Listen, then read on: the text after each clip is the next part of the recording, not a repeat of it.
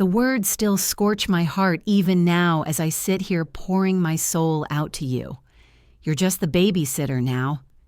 Margaret Clare said, her voice slicing like a winter gale, her lips curling as if my very existence was a blemish she couldn't erase. My son's wife stood in the kitchen of my own home, arms crossed her eyes, challenging me to defy her. I didn't. Not then. My hands trembled as I gripped the dish towel, the one I'd stitched with violets, when Daniel was still young enough to tug at my hem. I wanted to shout to remind her whose walls these were, whose life had shaped this place. But I stayed silent, a 67-year-old woman, feeling like a wisp of smoke in my own story. My name is Margaret Ann Caldwell, and I've lived in this house for 42 years. It's a simple two-story with floors that groan like weary souls and a porch that bows under the weight of endless summers. My husband George and I bought it when we were young, our hearts alight with dreams, our pockets empty save for hope. We raised our only son, Daniel, here.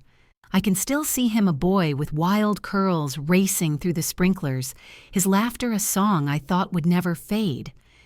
George left this world 9 years ago, his heart too big for its own survival. I thought Daniel would be my tether after that, my reason to keep pressing on. But tethers can slip, can't they? They can drag you down if you're not careful. It started quietly, the way betrayals often do.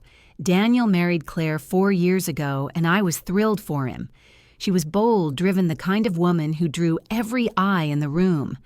I opened my home to them when life grew heavy. Their apartment mortgage was suffocating, and Claire's boutique, a shop brimming with overpriced candles and velvet shawls, was hemorrhaging money. Come home, I told Daniel, my heart swelling at the thought of having him close again.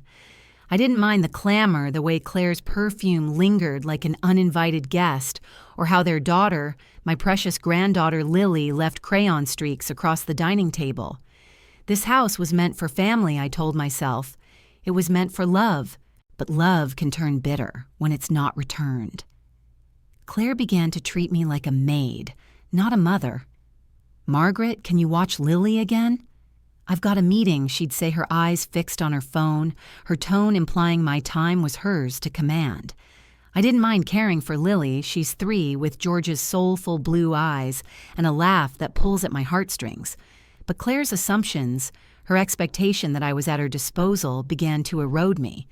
She'd leave dishes stacked in the sink, knowing I'd scrub them. She'd rearrange my furniture without asking, as if my life was just debris in her way. Daniel, my sweet boy, said nothing.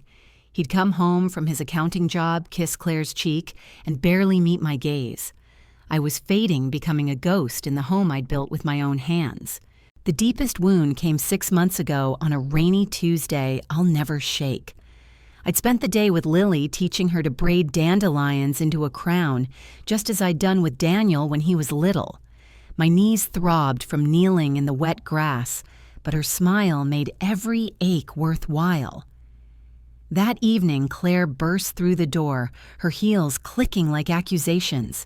"Margaret, you can't just let Lily play outside all day. She's filthy," she snapped, snatching the dandelion crown from Lily's head and tossing it into the trash. Lily's lip quivered, but Claire didn't notice. I opened my mouth to protest, but Claire's voice cut me off. "You're not her mother, Margaret. You're just the babysitter now. Act like it." I stood frozen, the air stolen from my chest. Just the babysitter, in my own home. The home where I'd kissed Daniel's scraped knees, where I'd held George's hand through his final moments, where I'd poured every ounce of my love into walls that now seemed to scorn me. Daniel was in the living room, his laptop casting a cold light, his silence louder than Claire's words. He didn't defend me. He didn't even look up. My son, the boy I'd carried through fevers and bad dreams, had let me become nothing. That night, I retreated to my bedroom, the one I'd shared with George for decades. The quilt on the bed was one I'd crafted myself, each stitch a fragment of brighter days. I traced the patterns with my fingers, searching for something solid to cling to. I was 67, a widow, a mother, a grandmother. I'd given everything to this family, and now I was just the babysitter. The word echoed in my mind, each syllable, a splinter. I didn't cry, not then. Crying felt like surrender, and I wasn't ready to give in. Not yet. But the loneliness draped over me heavy as the rain pounding the roof. I thought of George, how he'd always known what to say when the world felt too vast. I thought of the promises we'd made in this house, the life we'd forged together. I thought of Daniel, how he used to climb into my lap and declare me his best friend. Where had that boy gone? Where had I gone? I didn't know how to fight this, how to make them see me again. I felt small, invisible, a woman whose life had been reduced to folding laundry and wiping sticky hands. But as I sat there clutching the quilt, a spark flared inside me, anger perhaps, or something fiercer. Resolve. This house was mine. These walls held my story, my sacrifices, my love. I'd built this life with George, and no one, not Claire, not even Daniel, could strip that from me. I didn't know how I'd reclaim what was mine, but I knew I wasn't done. I thought of the deed to this house locked away in the safe upstairs, a piece of paper that carried more weight than Claire's sharp tongue or Daniel's silence. I thought of the vows I'd made to myself after George died to live with purpose, to honor the woman I'd always been. I wasn't just the babysitter. I was Margaret Ann Caldwell, and I would find a way to remind them. The rain kept falling, a steady rhythm that matched the pulse of my heart. I looked around the room at the photographs on the dresser, George and me on our wedding day, Daniel's toothy grin at his 6th birthday, Lily's tiny hand curled around my finger. These were my people, my life. And yet they'd pushed me to the margins, made me feel like a stranger in my own home. I didn't know what tomorrow would bring, but I knew one thing: I wasn't invisible, not to myself. And that was enough to keep me going, to make me believe I could find my way back to the woman I'd always been. I stood smoothing the quilt with care, as if tending to a dear friend. The house was quiet now, save for the rain and the faint hum of Daniel's television downstairs. I walked to the window, pressing my palm against the cool glass, watching the world blur beyond. Somewhere out there, I thought, there's a path back to me, a way to stand tall again. I didn't know how long it would take or what it would cost, but I was ready to start walking. This was my home, my story, and I wasn't done writing it. The rain didn't stop that night, and neither did the ache in my chest. I woke the next morning to a house that felt like a stranger's, its familiar corners sharpened by Claire's words. Just the babysitter. I stood in front of the bathroom mirror, my reflection a map of lines etched by years of love and loss. My hair, once a rich auburn, was now silver, pulled back in a bun that felt too tight, like it was holding me together. I was 67 Margaret Ann Caldwell, and yet I barely recognized the woman staring back. Where was the mother who'd carried Daniel through storms? The wife who'd laughed with George until dawn? I splashed cold water on my face, hoping it would wake me from this nightmare. But the weight remained. Downstairs, the kitchen was already a battlefield. Claire was barking orders into her phone, her coffee cup abandoned on the counter, a ring of brown staining my white tablecloth. Lily sat at the table, her tiny fingers clutching a piece of toast, her eyes darting between her mother and me. "Morning, Nana." She whispered, her voice a small light in the gloom. I smiled, kneeling beside her, brushing a crumb from her cheek. "Morning, my sweet girl," I said, my heart swelling despite the heaviness. Lily was my anchor now, the one piece of this family that still felt like mine. But even that was tainted. Claire's words had made it clear that my role as grandmother was on her terms, not mine. Claire hung up her phone and turned to me, not bothering to lower her voice. "Margaret, I need you to take Lily to the park today. I've got a shipment coming in at the boutique, and I can't be bothered with her running around." She didn't wait for my reply already, halfway out the door, her heels echoing like a gavel. I nodded, though she didn't see. What else could I do? Refuse risk losing the little time I had with Lily. I swallowed the bitterness and helped Lily into her jacket, her tiny hand warm in mine. But as we stepped outside, the air felt heavier, as if the world itself was pressing me down.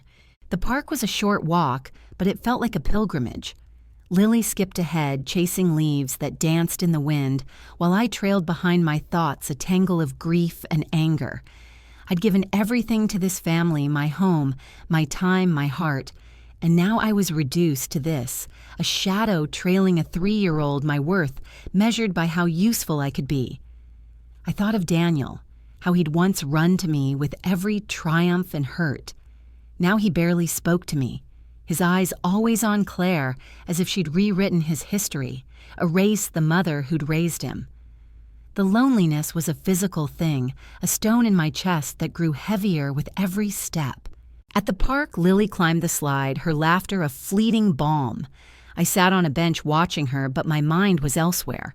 I thought of the years after George's death, how I'd learned to live alone, to find joy in small things, the garden I tended, the books I read, the quiet pride of keeping this house alive. I'd been strong then, hadn't I? So why did I feel so weak now? Why did Claire's words cut so deep? I closed my eyes, trying to summon George's voice, his steady way of making the world make sense. "You're enough, Maggie," he'd say, his hand warm on mine. But he was gone, and I was here alone in a world that no longer saw me. Then a voice broke through my thoughts. Margaret Caldwell, is that you?" I opened my eyes to see a woman standing before me, her face familiar but softened by time. It was Helen, a friend from years ago when Daniel was young and our lives were full of playdates and shared coffees. Helen's hair was gray now, her smile still warm, but her eyes held a knowing sadness, as if she'd walked her own hard roads. "It's been forever," she said, sitting beside me without asking her presence, a quiet comfort. We talked, and it was like opening a window in a stuffy room. Helen had lost her husband too, and her children had moved far away, leaving her with a house full of echoes. "It's strange, isn't it?" she said, her voice soft. "How you can give your whole life to people and still end up feeling like you don't belong anywhere." I knotted my throat tight. For the first time in months, I felt seen, not as a babysitter or a burden, but as Margaret, a woman with a story worth hearing. I told her about Claire, about Daniel's silence, about the way my home no longer felt like mine. The words spilled out raw and unpolished, and Helen listened, her hand resting on mine, her silence a kind of permission to feel it all. When I finished, Helen squeezed my hand. "You're still you, Margaret," she said. "They can't take that away unless you let them." Her words were simple, but they landed like a seed in barren soil. I wasn't sure I believed her, not yet, but the idea that I could still be me despite Claire, despite Daniel, felt like a lifeline. Lily ran over, then her cheeks flushed, holding out a dandelion. "For you, Nana," she said, and I took it, tucking it behind my ear, the small act of joy, a rebellion against the weight I carried. Helen invited me to a book club. She hosted a group of women our age who met weekly to talk about stories and life. "Come," she said. "You don't have to say much. Just be there." I hesitated, the idea of stepping out of my shrinking world both terrifying and tempting. But something in her eyes and the way she saw me made me nod. "I'll try," I said, and she smiled as if she knew I'd already taken a step. That evening, back home, the house was quiet. Claire was out. Daniel was working late, and Lily was asleep in her room. I sat at the kitchen table, the dandelion from Lily still in my hair, and opened a notebook I hadn't touched in years. It was a journal from my days with George, filled with recipes, dreams, and little notes about Daniel's milestones. I turned to a blank page and wrote one sentence: "I am still here." It felt foolish, almost childish, but it was a start. A small act of defiance against the voice that called me nothing. The next morning, I woke with a strange sense of purpose. Claire's demands were waiting, more dishes, more errands, more assumptions.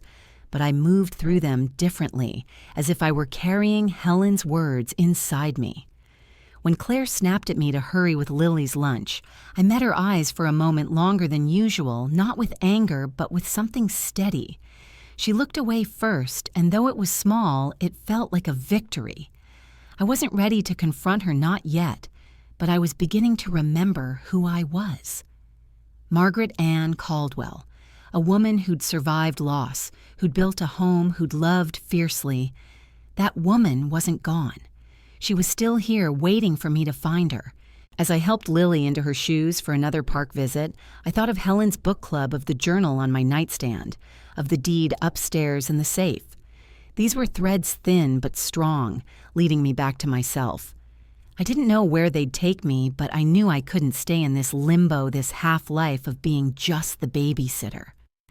I looked at Lily, her tiny hand in mine, and felt a flicker of hope. Maybe I could show her and myself that I was more than they'd made me. Maybe I could still write my own story. The days after meeting Helen felt like waking from a long, heavy sleep. The world didn't change. Claire's sharp tongue still cut. Daniel's silence still stung, and the house still felt like it was slipping from my grasp. But something inside me had shifted. It was small, fragile, like a seedling pushing through cracked earth. But it was there. I was Margaret Ann Caldwell, and I was starting to remember what that meant. Each morning, I'd look in the mirror, tracing the lines on my face, and whisper to myself, "You are still here." It wasn't much, but it was a ritual. A tether to the woman I'd been before. Claire's words reduced me to nothing. Life in the house went on a relentless rhythm of demands and dismissals. Claire's boutique was struggling more than ever, and her frustration spilled over like a storm. "Margaret, you need to pick up Lily from daycare today," she'd say. Not looking up from her laptop, her voice clipped as if I were a hired hand. I'd nod, swallowing the urge to remind her that this was my home, that I wasn't her servant. Lily was my joy, but even that was tainted by Claire's assumption that my time, my life, belonged to her. Daniel was no better. He'd come home late. His tie loosened his eyes, avoiding mine. Once I tried to talk to him to ask about his day, to reach for the boy I'd raised. "I'm tired, Mom," he said, brushing past me, and the word Mom felt hollow, like an echo of something lost. The loneliness was a constant companion, heavier some days than others. I'd walk through the house, touching the things that anchored me.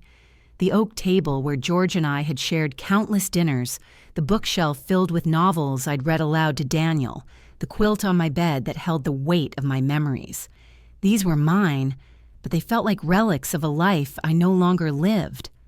I was 67, a widow, a mother, a grandmother, and yet I was invisible. My worth measured by how quickly I could clean a spill or soothe Lily's tantrums.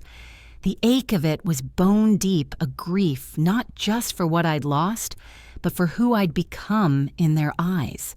But Helen's words lingered, a quiet fire in the dark.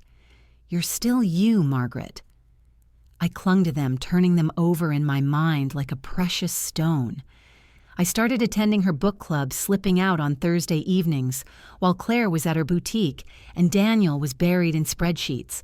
The first time I went, I was nervous, my hands fidgeting in my lap as I sat in Helen's cozy living room, surrounded by women my age. They were strangers, but their faces were kind, their stories worn like badges of survival. We read a novel about a woman who rebuilt her life after betrayal, and as we discussed it, I found myself speaking, my voice shaky but growing stronger. "She didn't let them define her," I said, and the women nodded, their eyes meeting mine with understanding. For the first time in months, I felt like I belonged somewhere. The book club became my refuge, a place where I was Margaret, not just the babysitter. The women, Helen, Ruth, Dolores, and others shared their own wounds, children who'd forgotten them, marriages that had frayed dreams that had faded. Ruth, a retired nurse with a laugh like a bell, told me about her daughter who only called when she needed money. Dolores, a soft-spoken painter, spoke of her son who'd moved across the country and never visited. Their stories mirrored mine, and in their company, I began to see my pain as part of something larger, a shared struggle of women who'd given everything and been left with scraps. But they also showed me strength. Ruth's stubborn joy, Dolores's quiet art, Helen's fierce loyalty. They were still here, and so was I. At home, I started to carve out small acts of defiance, ways to reclaim pieces of myself. I began gardening again, something I'd neglected since Claire and Daniel moved in. The backyard was overgrown, but I spent mornings kneeling in the dirt, coaxing roses and lavender back to life. Lily would join me, her tiny hands digging beside mine, and I'd tell her stories about the flowers, about how they bloomed even after harsh winters. "Like you, Nana," she said once, and I held her close, tears pricking my eyes.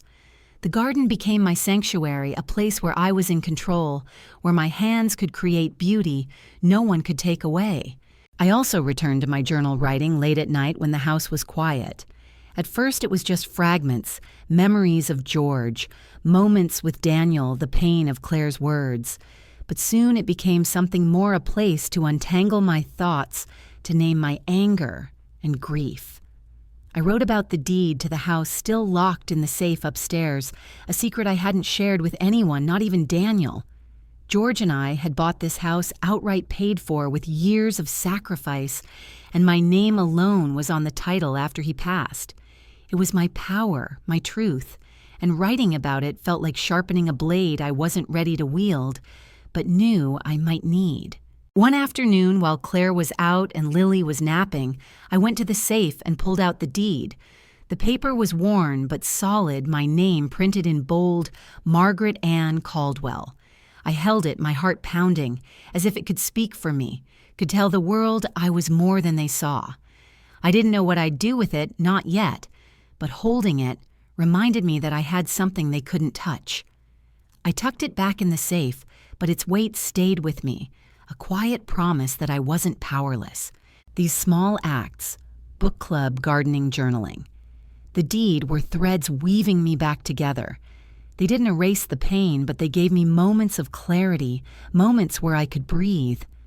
One evening at book club, Helen pulled me aside.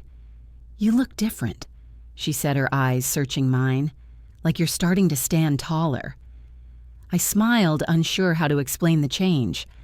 "I'm trying," I said, and she hugged me, her embrace a reminder that I wasn't alone. But home was still a battleground. Claire's demands grew sharper, her patience thinner, as her boutique teetered on the edge of collapse. "Margaret, you forgot to iron Lily's dress," she snapped one morning, tossing the garment at me like I was a servant. I caught it, my jaw tight, and for a moment I imagined throwing it back, telling her to iron it herself. Instead, I took a breath and said, "I'll do it now." My voice was calm, but inside, I was burning. I wasn't ready to confront her, but I was starting to see her differently, not as a force I had to endure, but as a woman who was afraid, lashing out because her world was crumbling. It didn't excuse her, but it made her smaller, less invincible. Daniel, too, was changing in my eyes. I saw the exhaustion in his slumped shoulders, the way he deferred to Claire as if he'd traded his own strength for her approval. I wanted to shake him, to ask where my son had gone, but I didn't. Instead, I watched, waiting for a crack in his silence, a moment when I could reach him. I wasn't sure it would come, but I held on to the hope, thin as it was. As I tucked Lily into bed that night, she reached for my hand. "Nana, you're my favorite," she whispered, her eyes heavy with sleep. I kissed her forehead, my heart aching with love and resolve. For her, for myself, I would keep going. I would keep tending my garden, writing my truth, holding on to the deed that proved this house was mine. I was Margaret Ann Caldwell, and I was still here, gathering the pieces of myself, preparing for the day when I'd stand tall again. The rain had stopped, but the storm inside me was far from over. I was learning to weather it, one small act at a time. The weeks that followed felt like a slow unfolding, as if I were peeling back layers of myself that had been buried under Claire's disdain and Daniel's silence. I was still Margaret Ann Caldwell, 67 years old, a widow, a mother, a grandmother, but I was beginning to see those titles not as weights, but as roots. They grounded me, even as the house around me seemed to shift its walls, echoing with a tension that grew thicker by the day. Claire's boutique was failing her voice sharper with every phone call, every late-night argument with Daniel that drifted through the floorboards. I stayed out of their way, tending to Lily, my garden, and the small sparks of strength I'd begun to nurture. But I wasn't invisible anymore, not to myself, and that was a start. My mornings were my own now in a way they hadn't been since Claire and Daniel moved in. I'd wake before dawn while the house was still quiet and sit at the kitchen table with my journal. The pages were filling up not just with pain, but with memories of who I'd been, a woman who'd balance budgets to keep this house afloat, who'd nursed George through illness, who'd taught Daniel to read by firelight. Writing became a bridge to that woman, a way to remind myself that she wasn't gone. I wrote about the deed too, that piece of paper in the safe upstairs, my name bold and unyielding, Margaret Ann Caldwell. It was more than a document. It was proof that this life, this home, was mine, no matter how small they tried to make me feel. The garden was another anchor. I'd spend hours there, my hands in the earth, coaxing roses to bloom and planting herbs that filled the air with their sharp, clean scent. Lily would join me, her laughter a melody that softened the edges of my grief. Nana, look, she'd say, holding up a worm or a handful of dirt, her eyes bright with wonder. I'd smile, teaching her the names of plants the way my mother had taught me. This is rosemary, I'd say, rubbing a sprig between my fingers. It's for remembrance. She'd nod solemn as only a 3-year-old can be, and I'd feel a quiet pride. I was passing something down, even if Claire didn't see it, even if Daniel had forgotten. Helen's book club remained my lifeline. Every Thursday, I'd slip away to her house, the weight of home falling away as I stepped into a room full of women who saw me. We were reading a novel about a woman who'd walked away from a life that no longer fit, and as we discussed it, I found myself speaking more, my voice steadier. She didn't need their permission to start over, I said one evening, and Helen's eyes met mine, a knowing smile tugging at her lips. After the meeting, she pulled me aside. "You're changing, Margaret," she said. "There's a fire in you now." I didn't know how to respond, but her words settled deep like a seed taking root. That fire showed itself in small ways. One morning, Claire snapped at me for letting Lily wear mismatched socks to daycare. "Margaret, can't you pay attention?" she said, her voice dripping with exasperation. I looked at her, my hand still on Lily's shoelaces, and something in me snapped. She's 3, Claire. She picked them herself. They make her happy. My tone was calm, but there was steel in it, a strength I hadn't felt in months. Claire blinked, caught off guard, and for a moment I saw uncertainty in her eyes. She muttered something and left, but I stood taller, my heart pounding. It wasn't a confrontation, not really, but it was a line drawn, a reminder that I wasn't just her servant. I began to reclaim other parts of the house, too. Claire had moved my mother's china from the dining room cabinet to make space for her boutique's inventory boxes of unsold scarves and candles that cluttered my home. One afternoon, while she was out, I moved them back to the garage, carefully unpacking the china and setting it where it belonged. Each plate was a memory. Dinners with George, holidays with Daniel, moments when this house had been full of love. When Claire noticed, she frowned but said nothing, and I took it as a small victory. I wasn't erasing her, but I was making space for myself again. The biggest change came unexpectedly through a conversation with Ruth from book club. She was a retired nurse, practical but warm, and over coffee one day, she asked about my finances. "You've got that big house, Margaret," she said. "Ever think about what it's worth?"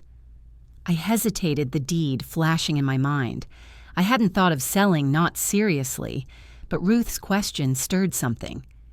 "It's paid off," I said quietly. "George and I made sure of that." She raised an eyebrow. "Then you're sitting on a gold mine. You could do anything. Travel, start something new, secure Lily's future." Her words stayed with me, not because I wanted to leave, but because they reminded me I had options power I'd forgotten. That night, I opened my laptop, something I rarely did, and searched for property values in our area. The numbers shocked me. Our modest home, bought for so little all those years ago, was worth far more than I'd imagined. I sat back, my mind racing. I didn't want to sell, not yet, but knowing the house's value was like holding the deed again, a reminder that I wasn't powerless. I started researching other things too, trusts, wills, ways to protect what was mine. George and I had a simple will, but I hadn't updated it since his death. I made an appointment with a lawyer, telling no one, not even Helen. It felt like a secret act of rebellion, a way to take control without a fight. These steps were quiet, but they were building something inside me. I started wearing George's old watch, a heavy silver thing he'd loved. Its ticking, a steady reminder of time still moving forward. I wore it when I gardened, when I wrote, when I stood up to Claire about Lily's socks. It was a small thing, but it felt like armor, a piece of George's strength carried with me. I began to notice other changes. My shoulders were straighter, my voice clearer when I spoke to Lily or the women at book club. I was still hurting, still lonely, but I was no longer shrinking. Daniel remained a wound that wouldn't heal. I'd catch glimpses of him tired and distant, and my heart would ache for the boy he'd been. One evening, as he sat at the dining table, I tried again. "Daniel, can we talk?" I asked, my voice soft. He looked up, his eyes guarded. About what Mom, he said, and the exhaustion in his voice stopped me. I wanted to ask why he'd let Claire diminish me, why he'd forgotten who I was, but the words wouldn't come. "Just about you," I said. He sighed, rubbing his temples. "I'm fine. Just busy." He left the table and I sat there, the silence heavier than ever. But even that pain fueled me. If he couldn't see me, I'd see myself. Lily, though, was my light. One afternoon, as we planted marigolds in the garden, she looked at me and said, "Nana, you're strong." I laughed, thinking she meant my arms, but she shook her head. "No in here," she said, touching her chest. I froze, tears welling up. She was 3 too young to understand, but her words felt like a gift, a sign that I was doing something right. I hugged her, the scent of earth and flowers wrapping around us, and promised myself I'd keep going for her, for me. As I closed my journal that night, I wrote a new sentence. I am enough. It was bolder than I am still here, a declaration that felt like a step towards something bigger. The deed, the garden, the watch, the lawyer's appointment, they were pieces of a puzzle I was starting to solve.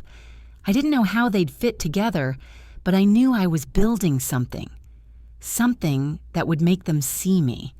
Not with anger, not with revenge, but with the quiet strength of a woman who'd survived too much to be forgotten. The house was still mine, and so was my story. I was ready to keep writing it one deliberate step at a time. The air in the house felt different now, not lighter, but charged, as if the walls themselves knew I was changing. I was still Margaret Ann Caldwell, 67, a widow carrying the weight of betrayal, but I was no longer just surviving. I was building piece by piece a version of myself that Claire's sharp words and Daniel's silence couldn't erase.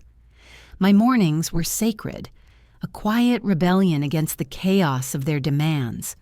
I'd rise before the sun, the house still cloaked in silence, and sit with my journal, the pages now thick with my truth. I wrote about the woman I'd been fierce capable, the one who'd kept this family afloat through lean years, and the woman I was becoming, someone who refused to be reduced to just the babysitter. Each word was a brick, laying the foundation for something new. The garden flourished under my care, a mirror of the growth I felt inside. The roses were in full bloom, their petals a defiant red against the fading summer, and the lavender I'd planted with Lily released a scent that calmed my restless heart. She'd run to me each afternoon, her small hands eager to dig her questions endless. "Nana, why do flowers sleep at night?" she'd ask, and I'd weave stories about the earth's heartbeat. Feeling like I was giving her more than answers, I was giving her me. Those moments were mine, untarnished by Claire's commands or Daniel's indifference. In the garden, I was whole, my hands shaping life from soil, my voice steady as I taught Lily to love the world the way I still did despite everything. Helen's book club continued to be my sanctuary. The women there, Ruth with her sharp wit, Dolores with her quiet wisdom, had become my family in a way I hadn't expected. We were reading a novel about a woman who'd reclaimed her voice after years of silence, and as we discussed it, I felt their eyes on me, not with pity, but with pride. "You remind me of her Margaret Dolores," said one evening, her voice soft but sure. "You're finding your way." I blushed, unsure how to respond, but their belief in me was a mirror reflecting a strength I was only beginning to trust. After the meeting, Helen handed me a small notebook, its cover embossed with flowers. "For your writing," she said. "Keep telling your story." I hugged her, the gesture saying what words couldn't. At home, I was learning to draw boundaries small but firm. Claire's demands hadn't lessened, her boutique was on the brink of collapse, and her temper flared like a match. "Margaret, you didn't fold Lily's clothes properly," she snapped one morning, tossing a pile of tiny shirts onto the counter.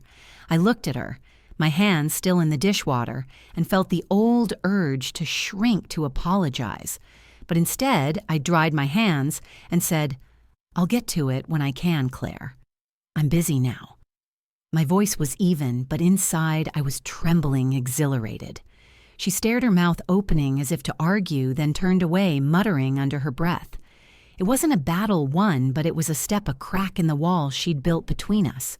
I was also taking bigger steps, ones no one in the house knew about. My meeting with the lawyer had been a revelation. She was a kind woman about my age, with a no-nonsense air that reminded me of Ruth. I showed her the deed, explained my situation, not the details of Claire's cruelty or Daniel's betrayal, but enough for her to understand. "This house is yours, Margaret," she said, tapping the paper. "You have options." She walked me through setting up a trust, one that could protect the house and ensure Lily's future without giving Claire or Daniel control. I didn't tell her I wasn't ready to decide, but I left her office with a folder of documents and a sense of power I hadn't felt in years. The trust wasn't signed yet, but it was a door I could open when the time came. I started looking at other ways to secure my independence. Ruth's words about the house's value had stayed with me, and I began researching quietly what I could do with it.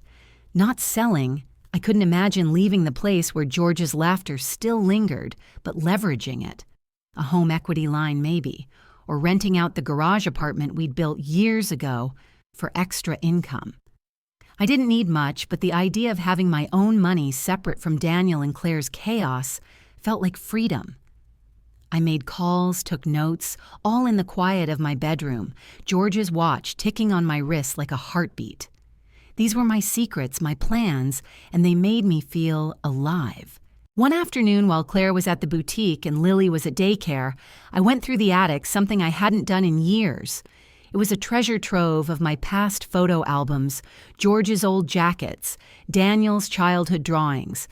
I found a box of letters, ones George had written me when we were young, his words full of love and dreams. "Maggie, you're my home," he'd written in one, and I pressed the paper to my chest. Tears falling. I wasn't just mourning him, I was mourning the woman he'd loved, the one I was fighting to reclaim. I kept one letter out, tucking it into my journal, a reminder of who I'd been and could be again. Daniel remained a shadow in my life, his presence a constant ache. I'd watch him, hoping for a moment to reach him, but he was buried under work and Claire's demands. One evening, as he sat at the kitchen table, his laptop open, I tried again. "Daniel, can I make you some tea?" I asked, my voice gentle. He looked up, his eyes tired, and for a second I saw my boy, the one who'd clung to me after nightmares. "Sure, Mom," he said, and I seized the moment sitting across from him as the kettle hummed. "How are you holding up?" I asked. He sighed, rubbing his face. "It's just a lot. The business, everything." I nodded, waiting, but he closed off again, his focus back on the screen. I left the tea beside him, my heart heavy but not broken. I couldn't force him to see me, but I could keep showing up.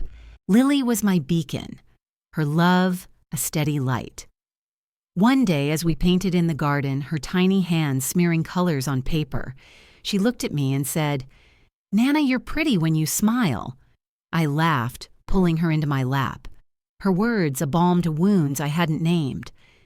"You make me smile, sweet girl," I said, and I meant it. For her, I'd keep going, keep building, keep claiming the space I deserved. I started a small project with her, planting a tree in the backyard, a maple like the one George and I had planted when Daniel was born. "This is our tree," I told her, and she clapped her joy, a promise that some things could still grow. My journal was my witness, its pages now a testament to my quiet rebellion. I wrote, "I am enough, and I am building." The words felt like a vow, one I was keeping with every step, every boundary set, every plan made, every moment reclaimed. The deed in the safe, the trust papers on my desk, the tree in the garden, they were my tools, my proof that I was more than they saw. I wasn't ready to reveal them, not yet, but I was preparing, gathering strength like a river before it breaks the dam. Claire could snap, Daniel could ignore me, but they couldn't stop me. I was Margaret Ann Caldwell, and I was writing my story line by deliberate line. As I closed my journal that night, George's watch glinting in the lamplight, I felt a calm I hadn't known in months. The house was still a battleground, but I was no longer defenseless. I was growing, not loudly, but deeply, my roots spreading beneath the surface. I looked out the window, the night sky clear, and whispered to myself, "Keep going." The stars didn't answer, but I didn't need them to. I had my own light now, and it was enough to guide me forward. The house felt like it was holding its breath, as if it knew I was no longer the woman who'd cowered under Claire's words. I was Margaret Ann Caldwell, 67, and the pieces of myself I'd been gathering through my journal, my garden, my secret plans were starting to form a whole. I wasn't whole yet, not completely, but I was stronger, my steps surer, my heart less willing to bend. The tension in the house had grown, Claire's voice sharper as her boutique crumbled, Daniel's silence heavier as he buried himself in work. But I moved through it differently now, not as a ghost, but as a woman with a purpose, even if they couldn't see it. My mornings remained my sanctuary, a time when the world was still, and I could be just Margaret. I'd sit at the kitchen table, the sky outside bruising into dawn, and write in my journal. The pages were no longer just a release for pain. They were a map charting the woman I was becoming. I wrote about the trust I'd discussed with the lawyer, the possibility of renting the garage apartment the tree Lily and I had planted. I wrote about George, how his love still anchored me, his watch on my wrist, a steady pulse of courage. And I wrote about the deed, that quiet power locked in the safe, my name, Margaret Ann Caldwell, its only truth. Each entry ended with the same vow, I am enough, and I am building. It was my mantra, my shield against the storm of their disregard. The garden was my church, a place where I could kneel and find peace. The maple tree Lily and I had planted was thriving, its young leaves catching the light like promises. I'd spend hours there, weeding, pruning, teaching Lily how to care for the earth. "Nana, will our tree be big one day?" she asked, her hands caked with dirt, her eyes wide. "Yes, sweet girl," I said, brushing soil from her cheek. "It'll grow strong just like us." She giggled, and I felt a surge of love so fierce it nearly broke me. For her, I'd keep going, keep claiming my place, keep showing her that strength wasn't loud, it was steady, like roots reaching deep. Helen's book club was my mirror reflecting a version of myself I was starting to believe in. We'd finished the novel about the woman who'd found her voice, and now we were reading one about a family torn apart by secrets. The discussions were raw, each woman sharing pieces of her own story. Ruth's estrangement from her daughter, Dolores's quiet grief for a son who never called. I spoke more now, my words less hesitant. "Sometimes you have to hold your truth close until it's time," I said one evening, and Helen nodded, her eyes bright with understanding. After the meeting, she gave me a small ceramic bird, its wings spread. "For your garden," she said, "a reminder that you're free, Margaret." I held it, tears pricking my eyes, and knew I'd place it by the maple tree, a symbol of the freedom I was claiming. At home, I was bolder, my boundaries clearer. Claire's demands were relentless. Pick up Lily, clean the kitchen, run errands for her failing boutique, but I no longer jumped to obey. One afternoon, she tossed a list of tasks at me. Her voice clipped. "Margaret, I need these done by tonight." I looked at her, my hands steady as I folded Lily's laundry, and said, "I'll do what I can, Claire, but I have plans this evening." It was true, I was meeting Ruth for coffee, but the lie would have been worth it for the flicker of surprise in her eyes. She huffed and walked away, and I felt a quiet thrill, like I'd reclaimed a piece of my time, my life. My plans were growing too, in ways no one suspected. The lawyer had sent me the draft of the trust, and I'd spent nights reading it, the legal language, a puzzle I was determined to understand. It would protect the house, ensure Lily's future, and keep my legacy out of Claire's hands. I hadn't signed it yet, but I was close to the decision, feeling like a key turning in a lock. I'd also contacted a property manager about the garage apartment, learning it could bring in steady income. I didn't need the money, not yet, but the idea of having my own resources independent of Daniel and Claire was intoxicating. I made notes, kept them hidden in my journal, and wore George's watch as I worked its weight, a reminder that I was building something solid. One evening, I took a bigger step, one that felt like crossing a threshold. I'd found an old photo album in the attic filled with pictures of my life with George and Daniel, our wedding. Daniel's first steps holidays in this very house. I brought it downstairs, setting it on the coffee table where Claire usually left her boutique paperwork. When she saw it, she frowned. "Margaret?" This is in the way she said, reaching to move it. I stopped her, my voice calm but firm. "It stays Claire. It's part of this house." She stared, her hand hovering, then backed off, muttering something I didn't catch. Daniel was there watching from the doorway, and for a moment our eyes met. I thought I saw something, guilt maybe, or recognition, but he turned away and the moment passed. Still, the album stayed a quiet declaration that my history mattered. Daniel was the hardest part, a wound that refused to heal. I kept trying small gestures to reach him, a plate of his favorite cookies, a question about his day, but he was a wall. His responses curt, his eyes always elsewhere. One night, as he sat at the dining table, I tried again. "Daniel, do you remember the fort we built in the backyard?" I asked, my voice soft. The memory vivid, him laughing as we draped blankets over chairs. He looked up, his face softening for a heartbeat. "Yeah, that was fun," he said, but then his phone buzzed and he was gone again, answering Claire's call. I sat there, the ache familiar, but no longer crushing. I couldn't make him see me, but I could keep being the mother I'd always been, even if he didn't notice. Lily, though, saw me, and her love was a fire that kept me warm. One afternoon, as we painted rocks in the garden, the ceramic bird Helen gave me watching over us, she handed me a stone painted with a lopsided heart. "For you, Nana," she said, and I held it, my throat tight. "I'll keep it forever," I told her, and I meant it. I placed it by the maple tree next to the bird, a growing collection of symbols that anchored me. That night, I wrote in my journal, "Lily sees me," and that's enough for now. It wasn't everything, but it was a start, a reason to keep building. I was preparing, though I didn't know for what. The trust, the apartment, the album, the garden. They were pieces of a larger plan, one I could feel taking shape. I thought of the deed often, its weight in my mind heavier than the paper itself. It was my truth, my power, and I was starting to understand how I might use it, not to hurt, but to stand. Claire could rage, Daniel could drift, but they couldn't take this from me. I was Margaret Ann Caldwell, and I was almost ready to show them. As I closed my journal, the house quiet, except for the creak of its old bones, I looked at George's watch, its hands moving steadily forward.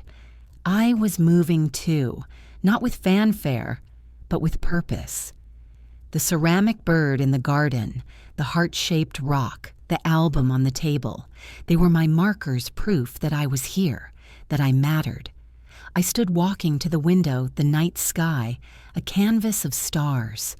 "I'm ready," I whispered, not to the stars, but to myself.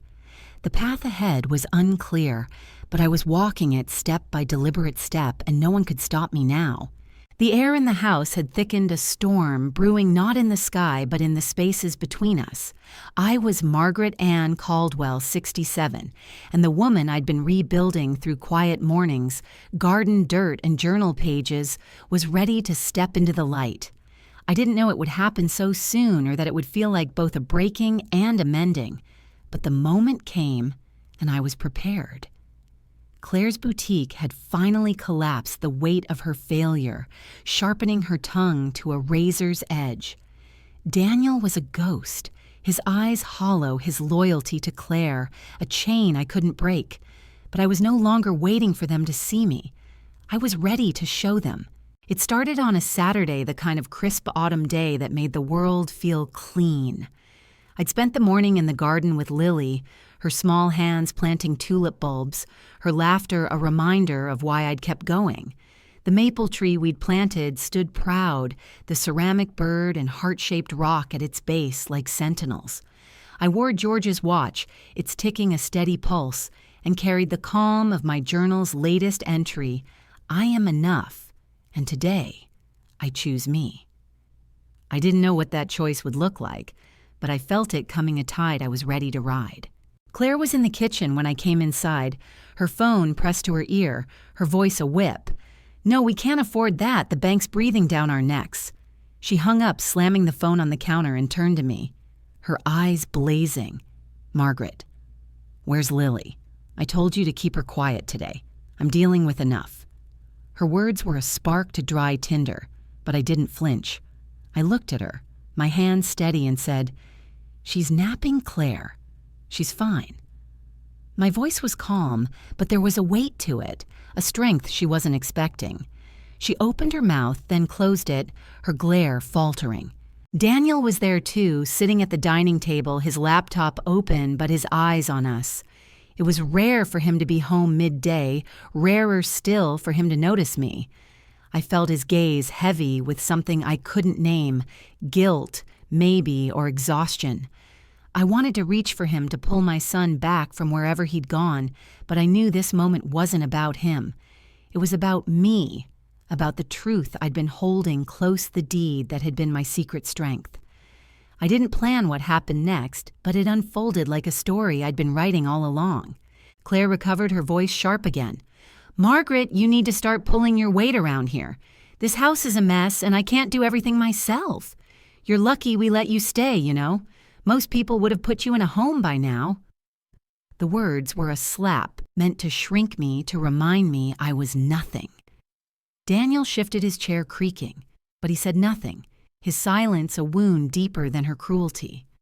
I looked at her, then at him, and something inside me snapped, not with anger, but with clarity. I was done being invisible. "Claire," I said, my voice low but steady, "this is my house." She laughed a brittle sound and rolled her eyes. "Your house, Margaret, you're delusional. You're just the babysitter, remember? We're the ones keeping this place running." Daniel looked down, his hands clenched, and I knew he wouldn't speak, but I didn't need him to. I turned, walking upstairs to my bedroom, my heart pounding but my steps sure. I opened the safe, my fingers steady as I pulled out the deed, its paper worn but unyielding. Margaret Ann Caldwell, it read the only name that mattered. I came back downstairs, the deed in my hand, and set it on the table in front of Claire. "Read it," I said, my voice quiet but firm like the roots of the maple tree outside. She frowned, picking it up, her eyes scanning the words. I watched the color drain from her face, her confidence crumbling like dry leaves. This can't be right," she stammered, looking at Daniel, who'd stood now, his eyes wide.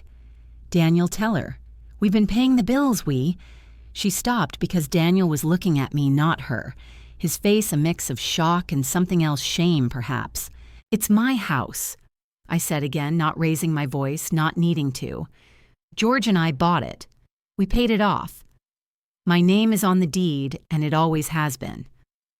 I looked at Daniel, my son, the boy I'd loved through every moment of my life. "You knew that, Daniel. You knew, and you let her treat me like I was nothing." My words weren't cruel, but they were true, and they landed like stones. He opened his mouth, then closed it, his eyes dropping to the floor. Claire was shaking her hands, gripping the deed as if she could tear it apart. This doesn't change anything she said, but her voice was thin, a desperate grasp at control. "You can't just kick us out. We have nowhere to go." I looked at her, seeing not the woman who'd humiliated me, but someone small, afraid, clinging to a life that was slipping away. I felt no joy in her fear, only a quiet resolve. "I'm not kicking you out, Claire," I said, "but things are going to change. This is my home, and I'm done letting you treat me like I don't belong here." The room was silent, the air heavy with the weight of truth. Daniel stepped forward, his voice low. "Mom, I didn't mean for this." But I held up a hand, not harshly, but firmly.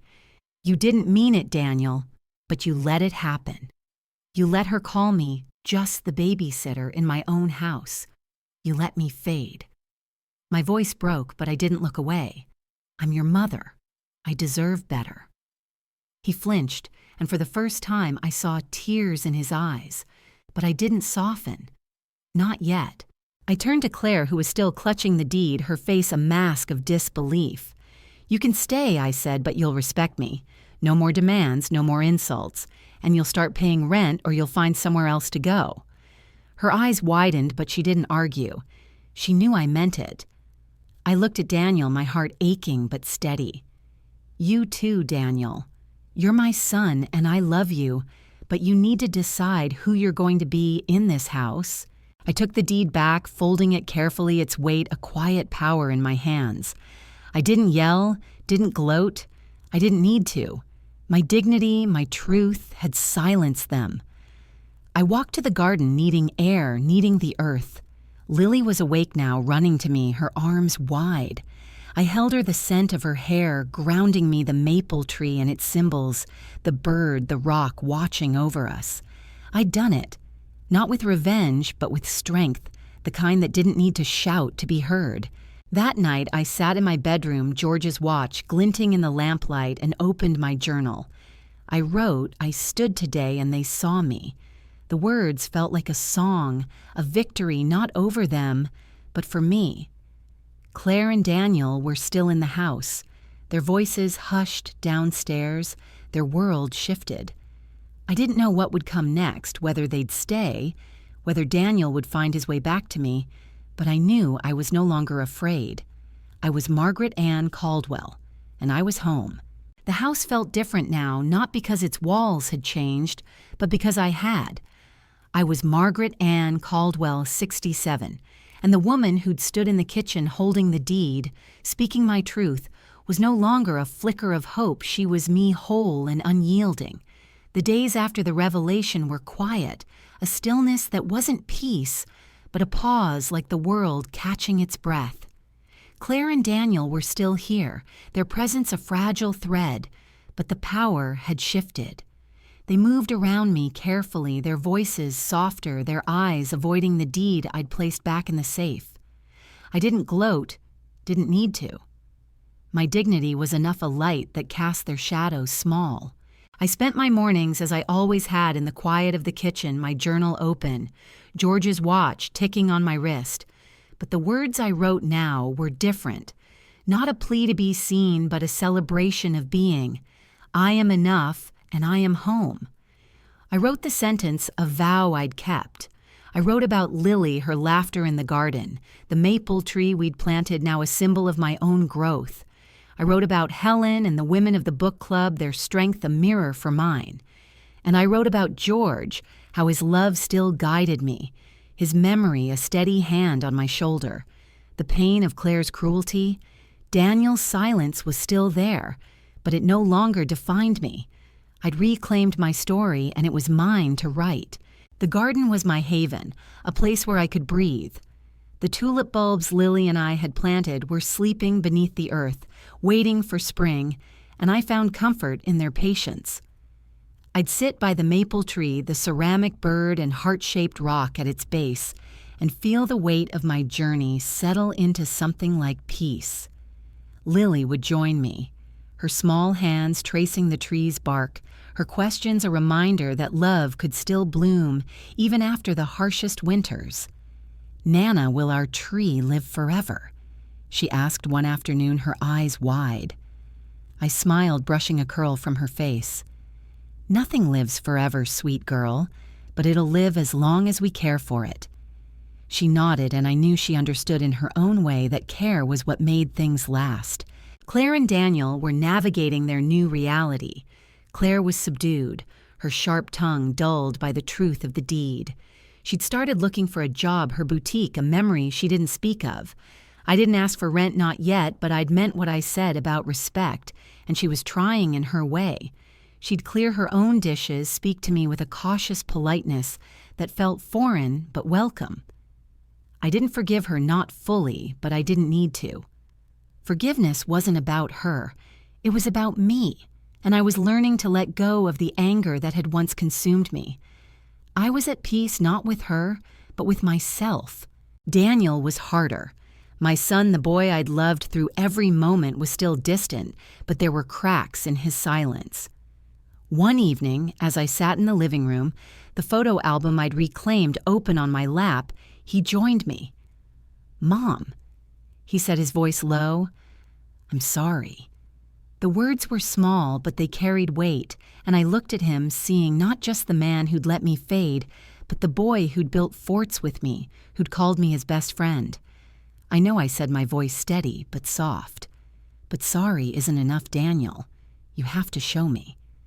He nodded, his eyes wet, and though he didn't say more, I felt a shift, a possibility that we could find our way back. I didn't push him. I'd learned that love, like the garden, needed time to grow. I'd signed the trust with the lawyer, a quiet act that felt like closing a circle. The house was protected. Lily's future secured my legacy, safe from hands that didn't value it. I'd also rented the garage apartment, the income a small but steady stream that gave me independence. I didn't need much, but having my own money, my own choices, was a freedom I hadn't known I'd lost.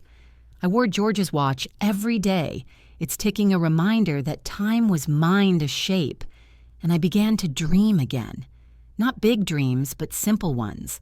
A trip to see the ocean, a new book for the club, a swing for Lily in the garden. One afternoon, I took Lily to the park, the same one where I'd met Helen all those months ago. As she climbed the slide, I sat on the bench, the air cool against my skin, and thought about the journey I'd taken. I'd been broken, made to feel like nothing, but I'd risen, not with anger, but with grace. I'd shown them who I was not, to hurt them, but to honor myself. I reached into my pocket, pulling out the heart-shaped rock Lily had painted its lopsided lines, a testament to her love. I held it, my heart full, and knew I was whole. That evening I did something I hadn't planned. I went to the garden, Lily asleep inside the house, quiet. I took the ceramic bird Helen had given me, its wings spread, and buried it at the base of the maple tree, a small symbolic act. It wasn't about letting go of freedom, but planting it, trusting it would grow with the tree, with Lily, with me. I stood the earth cool under my hands and felt a peace that wasn't just calm, but strength. I was Margaret Ann Caldwell, and I was home, not just in this house, but in myself. As I sit here now telling you this, I want you to know something. I've learned that your worth isn't measured by who accepts you, by who sees you, or by the roles they try to force you into. It's measured by how you choose to honor yourself, by the quiet choices you make to stand tall, to love fiercely, to keep growing. I'm 67, and my story isn't over. I'm still writing it with every morning, every page, every moment I choose me. So if you're listening, if you've ever felt invisible, Know this, you are enough. Plant your own tree, hold your own truth, and never let anyone tell you you're just anything. You are everything, and your story is yours to write.